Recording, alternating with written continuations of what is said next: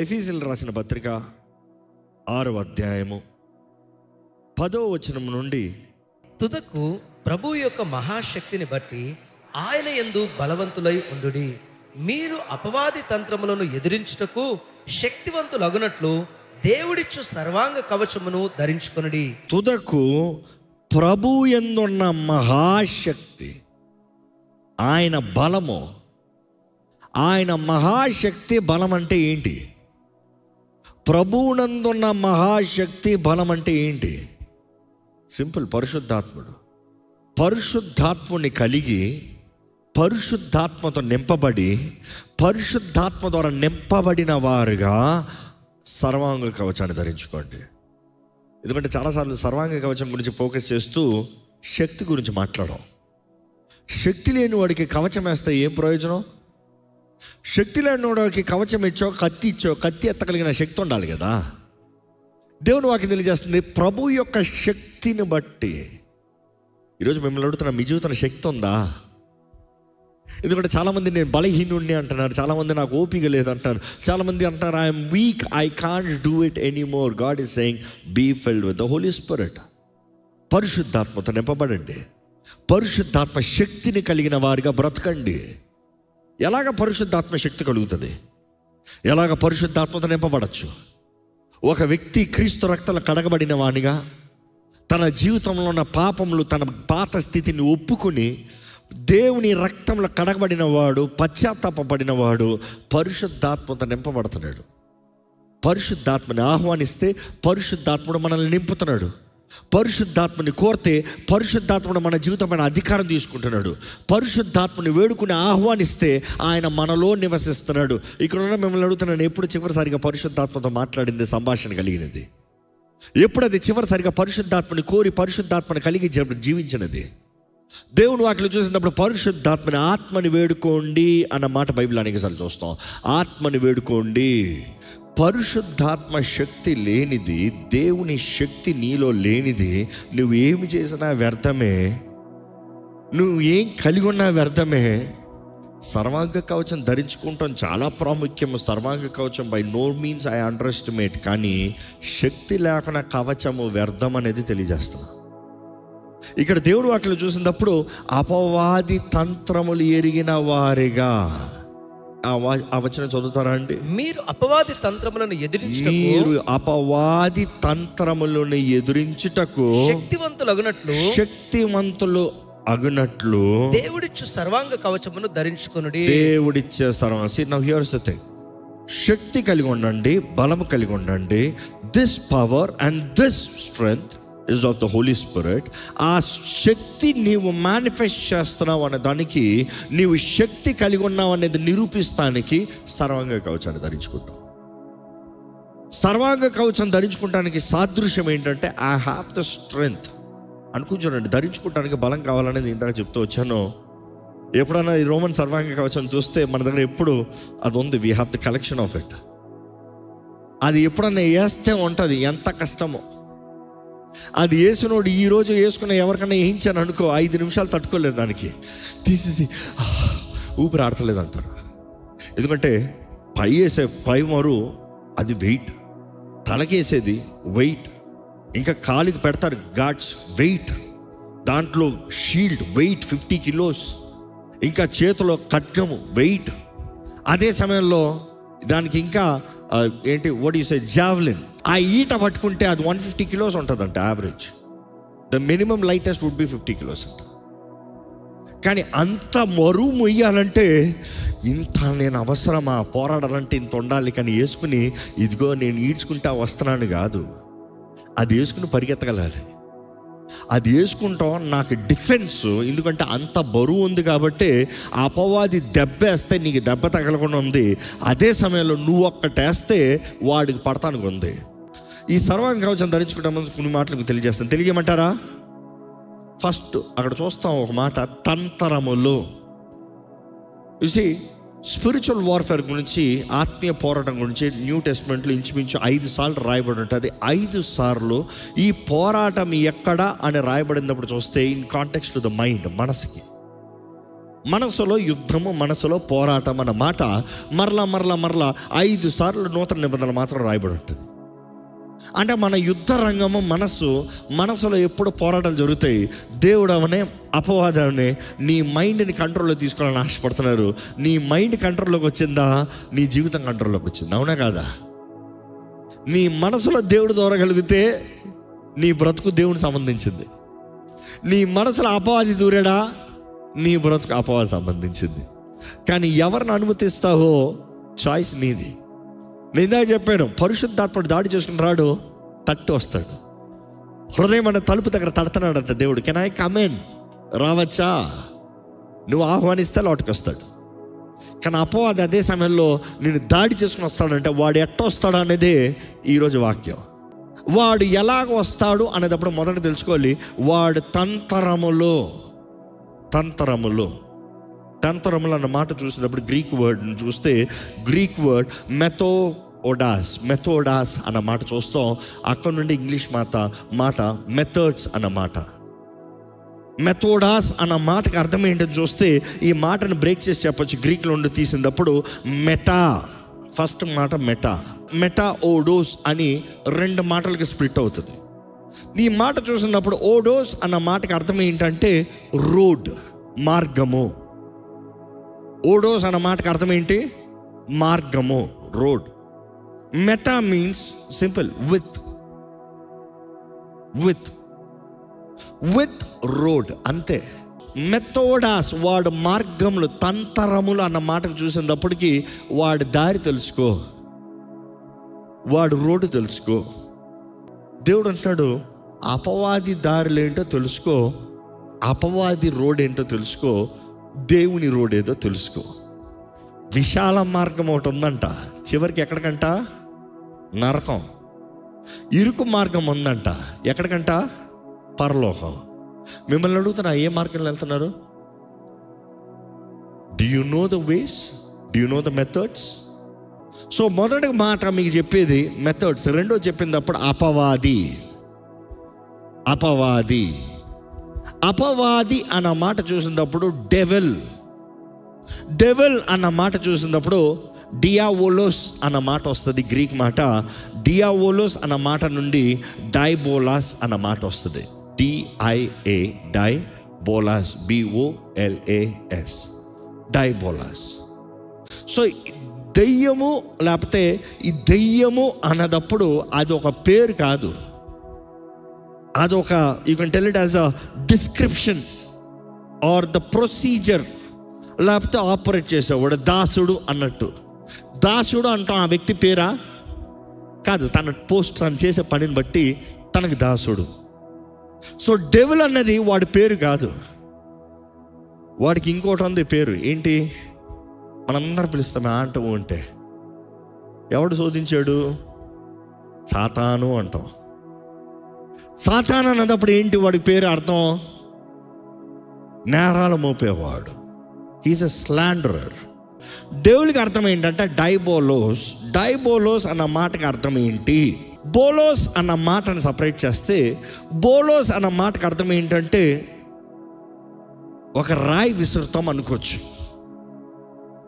ఒకటి నీ మీదకి విసురుతాం, రిపీటెడ్గా నీ మీదకి విసురుతాం, నీ మీదకి దాడి చేస్తాం. లేకపోతే బైబిల్లో ఉంటుంది రిపీటెడ్ బ్లోస్ అని ఉంటుంది. బ్లోస్ అంటే ఏంటి? ఆ మాటకు అర్థం ఏమొస్తుందంటే గ్రీక్ నుండి నోటి మాటలతో నీ మీదకి గాలి, మరలా నీ మీదకి మాటలకి ఎక్కడెక్కాలి? ఇక్కడికి ఎక్కాలి. తెక్క పొట్టాలంటే ఇక్కడికి రావాలి, అంతే కదా? Repeated attacks on your mind. So దెయ్యము అన్నదప్పుడు, డెవిల్ అన్నదప్పుడు డైబోలోస్ అన్న మాటకి ఏంటంటే, బోలోస్ అంటే ఫస్ట్ ఒక రాయి తీసేస్తాము, ఏదో ఒకటి తీసి నీ మీదకి కొడతాం. డయా మీన్స్ ఒక సైడ్ నుండి లాఫ్ట్కి దూరతాం, ఒక సైడ్ నుండి ఇంకో సైడ్కి, అంటే ఇక్కడ నుండి ఇక్కడికి వస్తాం.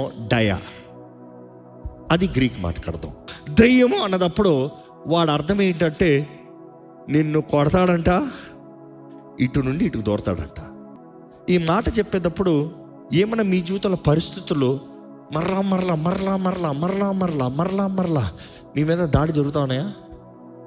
ఎవరన్నా మాటలు మరలా మరలా మరలా మరలా మీ మీద వేసి మిమ్మల్ని దాడి చేస్తామని చూస్తున్నారా? మరలా మరలా మరలా మరలా నీ చేత కాదు, నీ చేత కాదు, నీ చేత కాదు, నీ చేత కాదు, నీ చేత కాదు, నీ చేత కాదు, నీ చేత కాదు, లేకపోతే రిజెక్షన్, లేకపోతే పెయిన్ఫుల్ వర్డ్స్, లేకపోతే అబ్యూజివ్ వర్డ్స్ నీ మైండ్ మీద పడతా ఉన్నాయా? సాతాను దాడి చేస్తున్నాడు. నీ జీవితంలో దేవుని వాగ్దానాలకి విరోధమైన మాటలు వస్తున్నాయంటే అపవాదాలు. నీవు పనికిరావు, నువ్వు పనికిరావు, నువ్వు పనికిరావు, నువ్వు పనికిరావు. స్కూల్కి వెళ్తా నువ్వు పనికిరావు, కాలేజీకి వెళ్తా నువ్వు పనికిరావు, ఉద్యోగం వెళ్తా నువ్వు పనికిరావు, ఇంటికి వస్తా నువ్వు పనికిరావు, భార్య నువ్వు పనికిరావు, భర్త నువ్వు పనికిరావు, అమ్మ నువ్వు పనికిరావు, ఎవడు చూసినా పనికిరావు. ఏంట్రా నేను పనికిరాను అంటే దూరిపోయాడు ఆల్రెడీ. నీ నోట్లో వచ్చిందంటే వాడు దూరిపోయాడు. కానీ ఈ మాట కంటిన్యూస్గా ఎలాంటి మాటలు ఒక ఉదాహరణ చెప్పాను. కానీ ఒక్కొక్క రకమైన మాటలతో అపవాది మన మైండ్ని దాడి చేస్తూ ఉంటాడంట, దాడి చేస్తూ ఉంటాడంట. ఈరోజు చాలామంది జీవితాలు పాడైపోతానికి మాటలు బట్టే, మాటలు జీవితాలను పాడు చేస్తానికి అవకాశం ఉంది. అవునా కదా? అందుకని అంట కత్తిపోటి మాటలు అంటాం. కత్తితో పొడిచిన ఒకసారికి పొడితో చస్తాడు, అయిపోయింది, పెయిన్ ఇస్ గాన్. కానీ ఈ మాటలు చూసారు ఇంకా ఆగదు, మరలా మరలా గుచ్చుతారంట. ఎన్నిసార్లు గుచ్చుతారు, ఎన్నిసార్లు గాయపరుస్తూ ఉంటారు. Repeated blows. సో డయాబోలస్ అన్నప్పుడు అపవాది ఒక్క సైడ్ నుండి ఇంకో సైడ్కి దూరంతగా కొట్టు కొడతాడంట. ఫస్ట్ ఎన్నో తంత్రాలు అంటే ఒక మార్గం. వాడు ఎక్కడికి మార్గం తీసుకొస్తున్నాడు? వాడు మార్గం నీ మైండ్లోకి దూరతాం, వాడి దారి నీ మైండ్లోకి దూరటానికి వాడి పద్ధతి ప్రకారం వస్తాడంట. వచ్చినోడు ఏం చేస్తాడంటే నీ మైండ్ని కంటిన్యూస్గా దాడి చేస్తాడంట. మరలా మరలా నిన్ను నాశనం చేస్తానికి ప్రయత్నం చేస్తాడు. అందుకనే జాగ్రత్తగా ఉండాలంటే ఎవరి మాటలు వింటున్నామో, దేవుని మాటలు వింటున్నామా, అపవాది మాటలు వింటున్నామా, విశ్వాసంతో కూడిన మాటలు వింటున్నామా, అవిశ్వాసాల మాటలు వింటున్నామా? ఇక్కడ దేవుని వాక్యలు చూసినప్పుడు ఆయన వాక్కుతో మనం నింపబడాలంటే అందుకని జాగ్రత్త పడాలి. ఎవరి స్వరం వింటున్నామో జాగ్రత్త, ఎవరి స్వరం వింటున్నామో జాగ్రత్త. అపవాది స్వరం వింటున్నామా, దేవుని స్వరం వింటున్నామా? ఈరోజు ఈ వాక్యం వినేటప్పుడు పరీక్షించుకోండి. మీతో ఎవరు మాట్లాడుతున్నారు ప్రతిరోజు? మీలో ఏంటి మాటలు వినబడేది ప్రతిరోజు? ఏంటి ఎవరు అధికారం తీసుకుంటారు మీ జీవితంలో ప్రతిరోజు? Test your self. అదే సమయంలో నెక్స్ట్ చూడాలంటే వాడు హీ క్రియేట్స్ డిసెప్షన్ అంట. వాడు లోటుకు వచ్చిన తర్వాత వాడు చేసేది ఏంటంటే డిసెప్షన్. నోయ్ మాట అన్న మాట వస్తుంది. ఈ మాటకు అర్థం ఏంటంటే డిస్ట్రాయిడ్ మైండ్. డిసెప్షన్ అన్నదప్పుడు భ్రమ అన్న మాట చెప్పచ్చు, లేకపోతే భ్రమపరుస్తాం, లేకపోతే మోసపరుస్తాం, లేకపోతే మాయ చేస్తాం. వాడు నీలో డిసెప్షన్ తీసుకొస్తాడంట. రియాలిటీని కవర్ చేసేది డిసెప్షన్, సత్యాన్ని కప్పేది డిసెప్షన్. డిసెప్షన్ అనేది మోసపరుస్తాం, అవ్వని అదే రీతిగా మోసపరిచాడు. డిసెప్టివ్ వర్డ్స్, సత్యాన్ని మ్యానిపులేట్ చేస్తాం, లేకపోతే లేనిది ఉన్నట్టుగా చెప్తాం. ఎందుకంటే అపవాది అవ్వ దగ్గర వచ్చి చేసిన మాటలలో చూస్తే డిసెప్టివ్ వర్డ్స్, ఉన్నదాన్నే మార్చి సత్యాన్ని రివర్స్ చేశాడు. రివర్స్ చేసిన తర్వాత అజ్ఞానంలో తన మాట్లాడిన మాటను పట్టుకున్నాడు, ఇది నిజమా? You see, she was confused, she was deceived. వాడు ఎట్లా చేస్తాడంటే ఇది నిజమా? దేవుని వాగ్దానాలు నిజమా? నీ పరిస్థితి ఇంతే, నీ పరిస్థితి ఇంతే, నీ పరిస్థితి ఇంతే, దేవుని వాగ్దానాలు నువ్వు నమ్మలేకపోతావు, నా పరిస్థితి ఇంతే అన్న రీతికి వెళ్ళిపోతావు. దేవుడు నీ కొరకు ఉద్దేశించి నువ్వు గ్రహించలేకపోతావు, అబద్ధాన్ని వెంబడిస్తూ వెళ్తావు. ఈ మాట డిసెప్షన్ అన్న మాట గ్రీక్ వర్డ్ డోలియోస్ అన్న మాట నుండి వస్తుంది. ఇంకో మాట చెప్పాలంటే దాసత్వము, స్లేవరీ. ఇది ఒక ఉద్దేశంతో ఒక వ్యక్తిని మోసపరచడానికి వాడే మాట. అపవాది తంత్రములు అన్నదప్పుడు అనేకసారి ఈ డోలియోస్ అన్న మాట చూసినప్పుడు, డోలియోస్ అన్న మాటకి ఇంకొక మీనింగ్ వస్తుంది గ్రీక్లో ఉండి చూసినప్పుడు. అదేంటంటే చేపకి ఏమేస్తాం? ఎరువు వేస్తాం, ద బేట్. చేప నీ దగ్గరకు వచ్చేలాగా ఏమేస్తున్నాం? దానికి బేట్ వేస్తున్నాం. సో డిసెప్షన్ అన్నప్పుడు కేవలం నిన్ను భ్రమపరుస్తాం కాదు, నువ్వు వాడు వలలో పడేలాగా వాడు నీకేమేస్తున్నాడు? ఎర వేస్తున్నాడు. బైబిల్లో రాయబడి ఉంటుంది, అపవాది ఎర వేస్తున్నాడంట. వాడు ఊబిలోకి పడాలని, వాడు ట్రాప్లోకి పడాలని. ఇంకో మాటలో దీన్ని ఫామ్ చేసి చెప్పాలంటే, వాడు దారిలో వస్తున్నాడు, వాడు పద్ధతి ప్రకారం నేను దాడి చేస్తున్నాడు. కొట్టు కొట్టు కొట్టు కొట్టు నీ మైండ్లోకి దాడి చేసి నీ మైండ్లోకి దూరుతున్నాడు. వచ్చిన తర్వాత నీ మనసుని వాడు తట్టి తిప్పుకుంటున్నాడు, నిన్ను వాడు ట్రాప్లో వేసుకుంటున్నాడు. వాడు నీ జీవితంలో నీ దృష్టి మార్చి, నీ ట్రాప్ మార్చి, నీ మార్గాన్ని మార్చి. ఇంకో మాటలు చెప్పాలంటే, దేవుడు నీ జీవితంలో సిద్ధపరిచిన ఒక మార్గం ఉంది. ఒక విశ్వాసి దేవుని మార్గంలో వెళ్తూ ఉంటాడు. కానీ ఎప్పుడైతే అపవాది లోటుకు దూరతాడో, నీ దృష్టిని మారుస్తున్నాడు అన్నదప్పుడు నీ దారిని మలుస్తున్నాడు. నీవు బ్రతకవలసిన బ్రతుకు నువ్వు బ్రతక్కున్నా డిసెప్షన్ అని వాడు బయటికి పడి వాడు గాలాన్ని తీసుకుని వాడు మార్గంలో ఇరుక్కున్నావు. నెక్స్ట్ వాడు ఏం చేస్తాడు తెలుసా? దేవుని చిత్తాన్ని నుండి నిన్ను తప్పించిన వాడు, మలచిన వాడు నెక్స్ట్ ఏం చేస్తాడు తెలుసా? కోట కడతాడంట.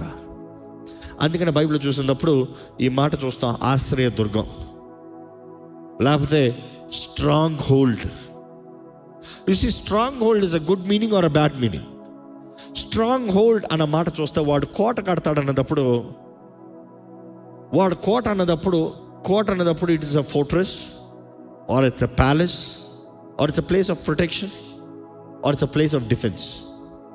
సో ఈ కోట అనేటప్పుడు అపవాది నీలో దూరిన తర్వాత మరలా వస్తున్నాడు సీక్వెల్. ఇది ఎప్పటికీ మర్చిపోకూడదు. వాడు మార్గంలో వస్తాడు, వాడు తన్ను తంతాడు, నీ మనసులో దూరతాడు. దూరిన తర్వాత దేవుని చిత్తం నుండి నీ మనసును మలచి వాడు ఏం చేస్తున్నాడు? వాడు మార్గంలో తిప్పుకుంటున్నాడు, అంటే వాడి వైపు తిప్పుకుంటున్నాడు. నువ్వు ఇంకా ఆడి భ్రమలోనే వెళ్తావు. నెక్స్ట్ ఏం చేస్తున్నాడు? నీ మనసులో కోట కడుతున్నాడంట, వాడు ప్యాలెస్ కట్టుకుంటున్నాడంట. వాడు వచ్చి విజిట్ చేసి పోవడం. అందుకని చూడండి, తరాలని వెళ్తానికి చూస్తాడు. ఒక్క మనసులో దూరి ఒక్క మనిషిని పాడు చేశాడా, అక్కడ నుండి ఎన్ని జీవితాలను పాడు చేస్తానో చూస్తాడు. వాడు కోట కడతాడంట. వాడు కోట కట్టి దాంట్లో వాడు నివసిస్తాడంట. ఈ స్ట్రాంగ్ హోల్డ్ అన్న మాట చూసినప్పుడు ఒక్రాస్ అన్న మాట చూస్తాం గ్రీక్లో. ఒక్రాస్ ఓమా ఆర్ ఒక్రాస్ మా ఆర్ ఒక్రాస్ అన్న మాట. ఒక్రాస్ అన్న మాటకు అర్థం ఏంటంటే a castle, a stronghold, a fortress. అపవాది ఆ రీతిగా మనలో దూరతాడు. అందుకనే కొరింథీయులకు రాసిన 2వ పత్రిక 10:5 ఇక్కడ పౌలు చాలా చక్కగా వివరిస్తున్నాడు. ఏమని చెప్తున్నాడు చూడండి ఇక్కడ, for the weapons of our warfare are not carnal. మా యుద్ధోపకరణములు శరీర సంబంధమైనవి కావు. వండర్ఫుల్. మా యుద్ధోపకరణములో అంటే మాకున్న ఆయుధాలు శరీర సంబంధించింది కాదు. అంటే కత్తులు తీసుకో, డాళ్ళు తీసుకో అంటే శరీరం మీద డాళ్ళు వేసుకుని కత్తులు వేసుకుని రోడ్లో నడుచుకుని పోము.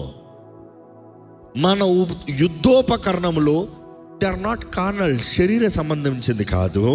దేవుని ఎదుట దుర్గములను పడద్రోయజాలనంత. ఏంటంట? దుర్గములు, స్ట్రాంగ్ హోల్డ్స్. దుర్గములు, ఫోర్ట్రెసెస్. దుర్గములు, castles. That is the meaning. దుర్గములు, వాడు దుర్గం కడతాడంట. That is the word fortress, that is the word stronghold. వాడు దుర్గముల్ని ఏం చేస్తామంట? పడద్రోయ జాలనంత బలము గలవైనవి. జాగ్రత్త. వాడు దుర్గముల్ని పడేస్తానికి మనకి దేవుని బిడ్డలకి ఏముందంట? బలం ఉందంట. We are capable to cast down strongholds. నమ్మిన వారు ఉంటే హల్లెలూయా చెప్పండి. ఈ మాట అర్థమైందా? దేవుడు నువ్వు చేయలేనిది ఏం మాట్లాడతలే, దేవుడు నువ్వు చేయలేనిది ఏం చెప్పట్లే. నీ మనసులో వాడు కట్టి ఇప్పటికే దూరి కట్టి నేను బ్రహ్మపచ్చి కోట కట్టాడేమో. సత్యాన్ని నువ్వు తెలుసుకోగలిగితే, వెలుగులో నువ్వు రాగలిగితే, నీకున్న ఆయుధాలను బట్టి వాడు కోటని సెకండ్లో కోల్చొచ్చట. కానీ ఎక్కడ ఈ సమయంలో తలలోంచి దేవుడు మీతో మాట్లాడుతున్నాడు. దేవుడు మీతో మాట్లాడుతున్నాడు అంటే చెప్పండి, దేవా నాకు పిరిగి తన ఆత్మ నువ్వు అవ్వలేదయ్యా, శక్తియు ప్రేమయు ఇంద్రియ నిగ్రహమైన ఆత్మనిచ్చావు ప్రభా. దేవా నా మనసులో నీవు కార్యం జరిగించయ్యా, నా జీవితంలో నువ్వు కార్యం జరిగించయ్యా. అపవాది నీ మనసుని ఏళ్తున్నాడా, నీ జీవితాన్ని దాడి చేస్తున్నాడా? మనం పోరాడేది శరీరంలో కాదు, మనం పోరాడేది రక్త మాంసములు కాదు, కనబడని శత్రువులు పోరాడుతున్నాము. ఎన్నో అపవాది వితర్కములను ఎరిగి మనము జయించాలి, జీవించాలి అని దేవుడి వాక్యం తెలియజేస్తుంది. వాడి తంత్రములు ఎరిగి, వాడి కుట్రలను ఎరిగి, వాడు ఏ రీతిగా దాడి చేస్తాడో ఎరిగి మనం జీవించాలంటే ఏంటి నీ మైండ్లో కలుగుతున్న దాడులు ఏంటి, మన మనసులో మన అపవాది చేసే దాడులు ఏంటి, ఏం మాటలు వేస్తున్నాడు వాడు, ఏంటి నీతో మాట్లాడే మాటలు ఏంటి, ఏ మనుషులను వాడుకుంటున్నాడు, ఏ మనుషుల ద్వారా దాడి చేయిస్తున్నాడు. నువ్వు చూడగలిగింది సరిగా ఉందా? నువ్వు చూడగలిగింది సరిగా ఉందా? నీ చూపు సరిగా ఉందా? చెప్పండి, దేవా నాకు నువ్వు కావాలయ్యా, నా జీవితంలో నువ్వు కావాలి ప్రభువా. పరిశుద్ధాత్మ దేవాన్ని నా ఆహ్వానిస్తున్నానయ్యా. రక్షించబడి బాప్తిస్మం తీసుకున్నారని చెప్పండి, పరిశుద్ధాత్మ దేవాన్ని నా ఆహ్వానిస్తున్నాను, నాకు కావాలయ్యా. యేసయ్యా నాకు నువ్వు కావాలయ్యా. ఇంకా రక్షణ పొందని వారు, ఇదిగో యేసు లేకపోతే నీ జీవితంలో విడుదల లేదు, రక్షణ లేదు. రక్షణ పొందని వారు నీవు విమోచించబడుతున్నాయి కానీ, క్రీస్తు రక్తంలో నువ్వు కడగబడుతున్నాయి కానీ నీ జీవితంలో జయము లేదు. అడగండి, యేసయ్యా నా జీవితాన్ని కడిగయ్యా, నీ రక్తంతో కడిగయ్యా, నన్ను శుద్ధీకరించయ్యా, నన్ను పరిశుద్ధపరిచయ్యా, నన్ను పవిత్రపరిచయ్యా, నీ సొత్తుగా నన్ను జీవింపజేయ్యా. నాకు నువ్వు కావాలి ప్రభా, నా జీవితంలో నువ్వు కావాలయ్యా. నా స్థితిగతులు ఎరుగున్న ప్రభా నన్ను చూడు, నన్ను దర్శించు. నా మనసును నువ్వు రాజుకుండాలేసయ్యా, నువ్వు ఏలాలయ్యా నా మనసుని. క్రీస్తుకి కలిగిన మనస్సు నాకు దయచేయి. The mind of Christ. నా చూపు సరిగా ఉండాలి, నా మాటలు సరిగా ఉండాలి, నా ప్రవర్తన సరిగా ఉండాలి, నా బ్రతుకు సరిగా ఉండాలి. ప్రభువా నన్ను చూడయ్యా, ప్రభువా నన్ను దర్శించయ్యా, ప్రభువా నన్ను ముట్టయ్యా. అనుకుంటే యథార్థంగా ప్రార్థన చేయండి. ప్రభువా ఇదిగోనయ్యా, ఇక్కడున్న ప్రతి ఒక్కరి చేతులకు అప్పచెప్తున్నానయ్యా. ఎక్కడ అపవాది ఎవరి జీవితాలు ఏల్తానికి వీల్లేదు, ఏ మనసులు దాడి చేస్తానికి వీల్లేదు, ఏ మనసుల్లో కోటలు కట్టున్నాడో ఇప్పుడే నజరేయుడైన యేసు నామములో, యేసుని ఆహ్వానిస్తున్న పలుకుతున్న ప్రతి ఒక్కరి జీవితంలో అపవాది కోటలు లయపరచబడునుగా కానీ ప్రకటిస్తున్నాను, ఇప్పుడే కూల్చివేయబడునుగా కానీ ప్రకటిస్తున్నాను. దేవా నీ ఆత్మ శక్తిని మాకు దయచేయ్యా. నువ్వు మాకు శక్తినిచ్చావయ్యా వాడు తలంపులను చెరపడటానికి, నువ్వు మాకు శక్తినిచ్చావయ్యా వాడు కోటలను కూల్చడానికి. కోల్చాల్సిన బాధ్యత మాది, చెరపట్టాల్సిన బాధ్యత మాది. శక్తి నువ్వు ఇస్తావయ్యా. అయ్యా ఇక్కడ ఉన్న ప్రతి ఒక్క నీ శక్తి దయచేయ్యా, నీ శక్తి దయచేయ్యా. ఏ మోసపరిచే ఆత్మలు, ఏ భ్రమపరిచే ఆత్మలు, ఏ అప్రెషన్ స్పిరిట్, ఏ డిప్రెషన్ స్పిరిట్ ఇక్కడ ఎవరి మనసు యాంత్రం కూడా ఇప్పుడే నజరేయుడైన యేసు నామములో విడుదల కలుగునిగా కానీ ప్రకటిస్తున్నాను. ఇక సౌండ్ మైండ్ క్రీస్తునందు మేమేమై ఉన్నామో ఎరిగిన వారుగా, క్రీస్తునందు మాకు అనుగ్రహించబడిన అధికారము కలిగిన వారుగా, విశ్వాసముతో ప్రతీది ప్రకటించేవారుగా ఇక్కడ ఉన్న ప్రతి ఒక్కరిని తీర్చిదిద్దు ప్రభా. ఏ కుటుంబాలు కలవరాలతో ఉన్నాయో, ఏ కుటుంబాలు దోషాలతో ఉన్నాయో, ఏ కుటుంబాల అపవాది దాడుల్లో బాధించబడుతూ వేధించబడుతూ సమాధానం లేని స్థితిలో ఉన్నారో, ఇదిగో ప్రభా ఇప్పుడే నజరేయుడైన యేసు నామములో సమాధానము కలుగునుగాక. ప్రతి జీవితాన్ని, ప్రతి కుటుంబాన్ని నీ ఆత్మ అధికారంలోకి సమర్పిస్తున్నామయ్యా. పరిశుద్ధాత్మ దేవా, ప్రతి అపవాది తలంపుల్ని చెరిపివేసే శక్తిని దయచేయ్యా. సత్య స్వరూపి సత్యాన్ని కనబరచయ్యా. ఈ మోసపరిచే ఆత్మలు, ఈ భ్రమపరిచే ఆత్మలు, ఈ మాయ ఆత్మలు, ఈ మోసముతో భ్రమతో సత్యాన్ని కప్పే ఆత్మల్ని దేవా ఇప్పుడే లయపరచమని వేడుకుంటాను ప్రభువా. Help us to see the truth, hear the truth, believe the truth, understand the truth, recognize the truth, follow the truth. సత్యాన్ని విని సత్యముని వెంబడించే జీవితాలు మాకు దయచేయి. ఇదిగో అయ్యా, ఇక్కడ ఎవరైనా అటువంటి అపవాది దాడుల ద్వారా కెమికల్ ఇంబ్యాలెన్సెస్, మైండ్ సిక్నెసెస్ కలిగిన వారికి ఉంటే ఇదిగో ప్రభా, నీ సన్నిధిలో స్వస్థత ఉంది. నీవు నీ వాకును పంపించి స్వస్థపరిచే దేవుడు అయ్యా. నీవు యెహోవా రాఫా అయ్యా. యేసు పొందిన దెబ్బల ద్వారా మాకు స్వస్థత ఉందయ్యా. ఎటువంటి వ్యాధి అయినా, ఎటువంటి అనారోగ్యమైన స్వస్థపరిచే దేవుడు అయ్యా. ఇదిగో ప్రభా, మనసుల కొరకు ప్రార్థన చేయుచుడుగా ఈ మతి స్థిమితం లేని వారిని దేవా నీవు చూడయ్యా. వైద్యం ఏమి చేయలేకపోవచ్చు, మనుషులు చేయవచ్చేమో, కానీ అపవాది అలాంటి జీవితాలను దోచుకుని వారిని పిచ్చివారుగా, గ్రహింపలేని వారుగా, చేతకాని వారిగా, వదిలివేయబడిన వారిగా అపవాది మార్చివేయచ్చేమో. కానీ ఇదిగో ప్రభా, మా కుటుంబాల్లో కానీ, ఇక్కడ ఉన్న వారి రక్త సంబంధంలో కానీ, ఇక్కడ ఉన్న వారి కుటుంబాల్లో కానీ, ఇక్కడ ఉన్న వారి జీవితంలో ఎవరవడే సరే, లేకపోతే వీరెవడే ఈ ప్రార్థన ఏకమిస్తూ నా కుటుంబంలో కార్యం జరగాలి, నా మనసులో కార్యం జరగాలి, నాకు దేవుడు అనుగ్రహించిన ఈ వ్యక్తిలో ఈ కార్యం జరగాలి. రిస్టోర్డ్ మైండ్ కావాలన్న ప్రతి ఒక్కరికి నజరేయుడైన యేసు నామములో let every mind be restored in the name of Jesus. I command in the name of Jesus.